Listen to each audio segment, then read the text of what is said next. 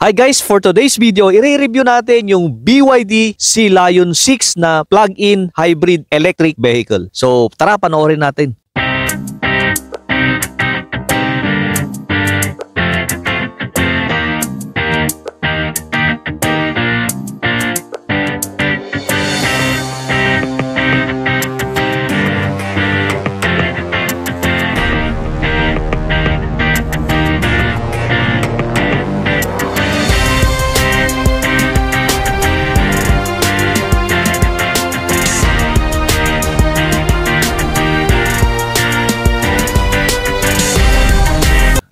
So ngayon guys, una, aalamin natin anong meron dito sa harap ng or fascia ng BYD Sea Lion 6. So guys, ito po yung pinaka-headlight niya. Ito naman yung DRL niya.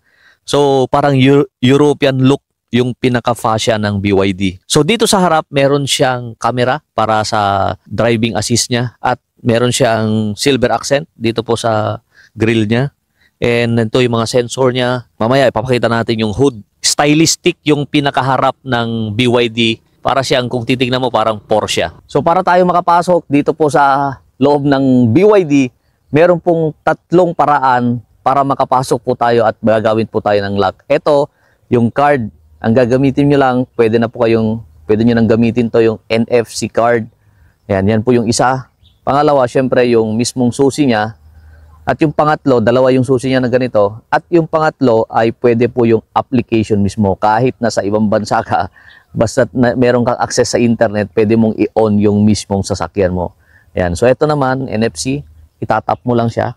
Dito nyo itatap lang kung gusto nyo pumasok. Mag-on na po yan. Pwedeng lock mo na yon kasi naka-on kanina. Kung i-on nyo naman, yan. So kusa na siya go-on and pwede na tayong pumasok sa loob. Ngayon dito, before tayo pumasok sa loob, papakita ko muna sa inyo anong meron dito sa pinakapintuan niya. Ayan. So ito, ayan. Hindi siya plastic. So leather siya. So soft lang siya. Medyo hard. Ito ay leather. Silver accent, piano black finish. Ayan. So yung pinaka-speaker niya nandito, merong speaker dito which is yung Infinity. Ayan. So ito ay silver accent and then ito ay plastic. Yan, plastic din. Ito leather. Ito plastic syempre. Meron dito. So nandito po yung pag-open ng trunk sa likod and syempre nandito rin yung kanyang Infinity speaker. So meron tayong deep dish na nabili diyan sa Shopee. Yan, pwede nyo rin pong hanapin sa link ko. Yan, maganda po yung mismong ito. Waterproof at syempre para matibay talaga siya. At naglagay din ako ng katulad nito para hindi magasgasan. Nabili ko lang din siya. Shopee yan. Yan. So ito. Anti-scratch. Yan. So pwede nyo per meter yata yung mabibili na katulad nito. So dito sa upuan niya. So before pala yung white na Arctic white at saka iba't ibang kulay. Tatlo kasi yung kulay nito. Kung ano yung kulay na pinili mo, iba-iba yung pinaka-seat nila. So ngayon, nagbago na. Yung latest na dumating, which is ito yung nabili natin, ay kahit white, metallic gray at saka yung blue, ay ganito na yung kulay ng kanilang upuan. Black at saka brown. Tapos merong orange dito. Karaan yung white, iba siya, white siya, orange saka black. Dito, katulad nito, white yan siya dati. Ewan ko kung ano yung naging desisyon nila, kaya nagpalit sila ng ganito. Pero gusto ko sana yung ganung kulay. Pero wala na tayong magawa kasi ito na yung available na kulay na lang.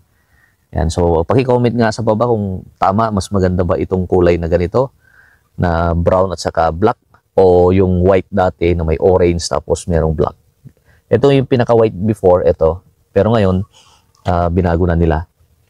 So, meron siyang 6-way ba to? Yan. So, automatic yung pinaka-kuan ng seat niya. So, yung harap. Yan. Tapos, yan po yung pinaka.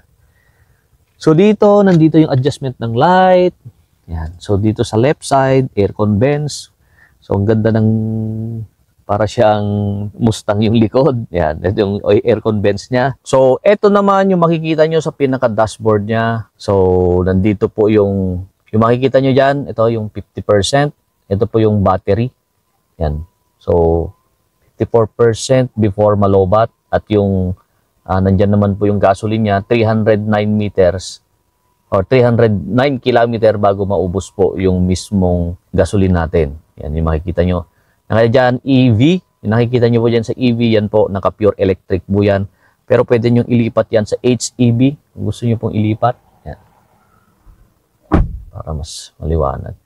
And naka-eco mode lang siya. Yan. So, pwede pong sports, comfort, at eco. Yan po yung pinaka mode niya. Tapos dito makikita niyo po yan. Yan, ito po yung kilometer per hour. Yan. Ito naman is kilowatt. So ito po yung electric at nandito naman po yung takbo niya. Yan. Kilometer per hour. So nandiyan po yung temperature, makikita niyo po diyan, yung time. Yan, so yung T naka-park. So naka-park tayo ngayon. Ano ba? Meron diyan. So alam niyo ba yung mga nagustuhan ko dito? So ito infotainment, which is 16 inches na infotainment. Ang laki. Yan. So, yan ay rotate up. Pwedeng mag-rotate. Yan. So, click nyo lang po dito. Yan. Pwede na siyang mag-rotate. Itong infotainment niya. And meron siyang adaptive cruise control. At meron siyang, ito, sa drive. Pag susundan niya lang yung guhit ng kalsada. Pero pag walang masyadong guhit, hindi yan effective. So, dapat mas marami siyang, may pintura siya. Hindi niya nababasa minsan. Yan, ginagamit ko na siya. Okay, so, anti-collision. Yan, meron dalawa dito. So, yung horn. Okay, ito yung issue ng mga dati. Yung mga dati. So, meron pala siyang sistema. So, yung pag-horn, hindi katulad ng mga, hindi ganito. So, dito, pwede mong pindutin. Ganun mo lang. O kaya, ganun. So, sabi nila, mahirap daw yung horn. Kasi mali yung, pag ganyan kasi, hindi siya mag-horn. So, dito, pisilin mo lang. Ayan. So, yun ang tama. O kaya ito, hilain mo pa ganun. Ganun lang siya. So, ganun yung sistema pala ng pag-horn. Kasi yung mga napanood kong review before, ayan, yun yung issue nila. Yung horn daw ay, ang hirap daw, matigas, sabi nila. Pero mali pala yung paraan. Ayan. So, dito naman sa right, so yung mode, so, pwede kayong sumagot ng call, yung volume ng radio or music nyo. Ito. Ayan. So, yan yung volume. Ayan. So, ito po yung control dito po sa steering wheel. So, yung steering wheel pala, leather wrap din. Plus, meron siyang silver accent. Ayan. So, plastic, syempre. Ito, dito ay leather. Yan. Leather po yan. Leather wrap po dito. And, muna natin dito. Lahat ng control dito, yan, ito yung nagustuhan ko pa. So, sa aircon, nandito na siya. So, yung mismong mga mode, pwede rin po siyang control dito, nandito lang. So, click nyo lang po yan, itong home, or ito, click nyo lang po yan. And nandito na po yung may mga settings. Ito pa yung maganda pa. Isa pang maganda rito, meron siyang air purification. Yan, hindi mo na kailangan maglagay ng air purifier dyan.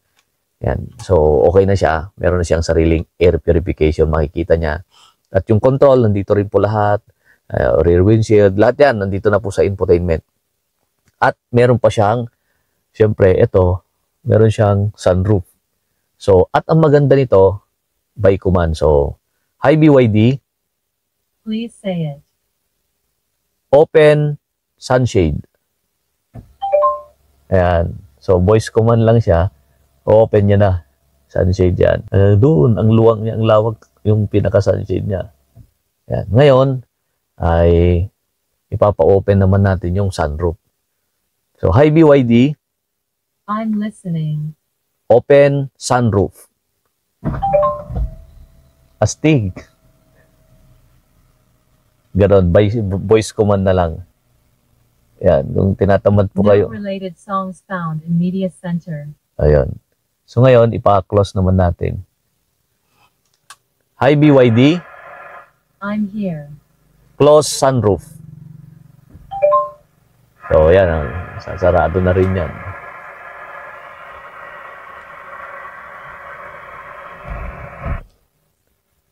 Yan, so yan, kung gusto yung ganyan lang. So ngayon, ipapasarado rin natin yung sunshade niya. Hi BYD. You can tell me. Close sunshade. Ayan. So, ganun lang kasimple. Radio is on. Radio is on. Yan. Yun. So, ito yung mga cool feature na meron po dito sa BYD Sea Lion. And, lahat, pati aircon, pwede nyo pong by voice command, pwedeng i-adjust nyo yung aircon, ipa-on nyo yung mismong radio, pwede po yan, pwede pa, yan, basta pwede habang nagdadrive kayo, syempre hindi nyo na makita yung mga pipindutin nyo yan, voice command na lang pwede. Yan. So, pero yung mga mode, halimbawa, nandito yung mode ng EV and HEV, hybrid electric. Pag nandito, iganon mo lang siya. At kapag EV naman, itulak mo lang. So, nandito naman yung start and stop button niya. So, nandito yung pinaka-automatic, hazard, nandito na yung hazard. Yan. Non-ABS, nandito na yan, or ABS. At meron siyang dalawang wireless charger. Yan. Okay, kaya lang, itong problema lang dito, sa wireless charger na to, yan, namimili siya ng mga phone na i-charge siya. Gusto niya lang yung mga, nag-charge siya. Yan. Namimili ka lang siya. Yung mga iPhone, mga ganon, yung mga high-end na cellphone lang yung gusto niya. Kasi ginagamit ng Infinix, ayaw niya. Yan, so, dito na yung shifter niya, tatlo lang. Meron siyang reverse. Pag reverse, itutulak mo lang siya. Yan, itutulak mo. And drive naman, hihilain mo lang. Ganun lang. And nandito naman yung mode. Kung gusto yung sports mode, at saka eco, yan, nandito. And ito, volume naman. So, pwede rin siya dito, volume.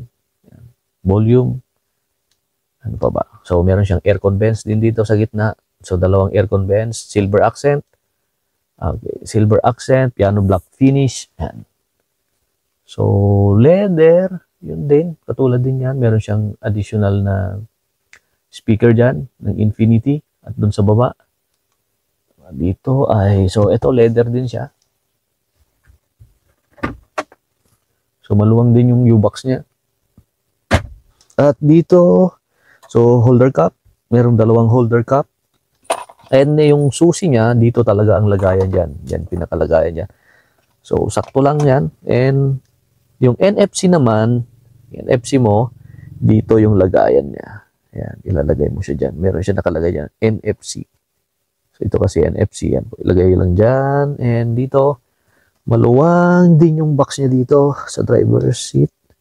Yan. At saka, hindi siya yung madaling buksan. Maganda yung pagkakahigpit. At syempre, this is also leather. Yan po yung upuan ng passenger seat. Yan. At meron siyang ilaw dito. Yan, nakikita niyo yung ilaw na yan. Sa naghaharmony or nakikisabay siya sa tugtog ng inyong radio. Yan. Ito, saka dito sa gilid. Yan, umiilaw yan sa gabi. Maliwanag. Hindi nang maliwanag, pero sumasabay lang siya sa tugtog. Yan. So, dito naman sa taas, meron siyang vanity mirror, which is ito. Vanity mirror. Ito, parang touch screen lang na light. Ganun mo lang, soft touch na light. Soft touch na light. And syempre, yung mga sunshade. Dito sa sunshade, pwede rin dito. Nandito na rin yung mismong control. Sunshade saka sunroof. Ayan, makikita nyo, dito rin yung control. And, okay, so pwede rin lalagyan ng salamin. Vanity mirror, may light. Ito, ba't nag-light? Ayan, so, yan, may light yung vanity mirror dito. Ano pa ba? So, meron ding holder cup. So, syempre, leather. So, leather din siya. Silver accent. Piano black finish. At ito ay leather din. Leather din siya. So, dito tayo sa likod. So, dito tayo sa second row seat.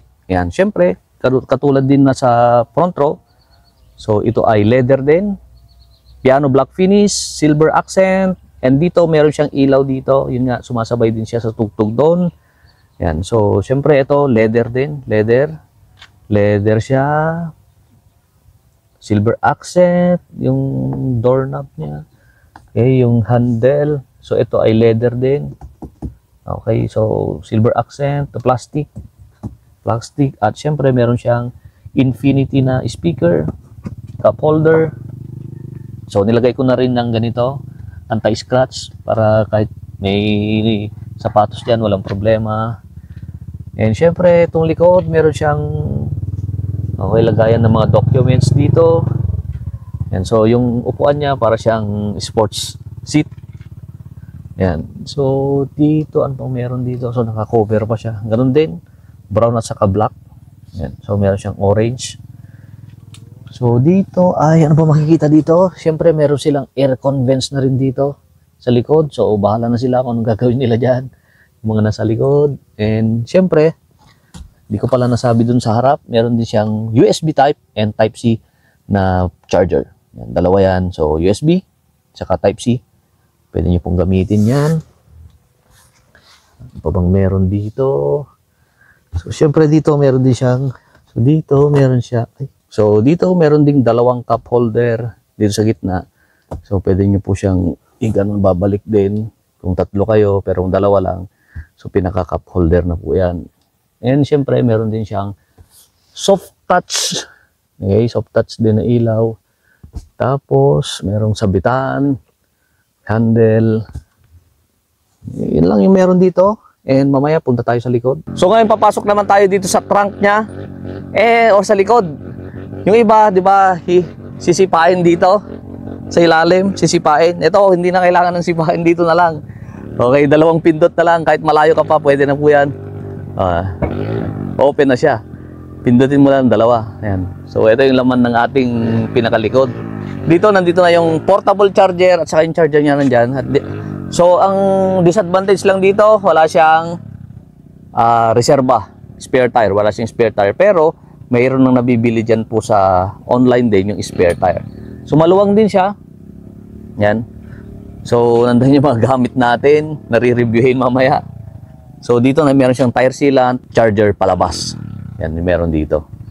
So, yan lang yung laman dito. So, spacious naman. Good for 5 seating capacity. And maluwang siya. Maluwang siya compared dun sa... Ang totoo, mas maluwang siya kaysa sa mga SUV na iba. Kasi this is 1,890mm yung width niya. Okay, so, yan lang yung review natin. Dadagdag pa tayo. Yan, kung i-close nyo, ganito lang siya. Yun.